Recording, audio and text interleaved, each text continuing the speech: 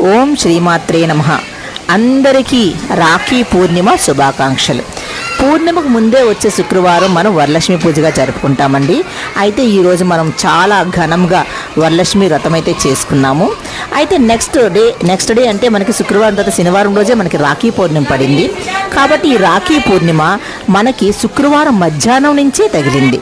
కాబట్టి మనం ఏం చేయాలంటే రాఖీని మనము రేపు శనివారంకి రోజంతా లేదు పూర్ణిమ.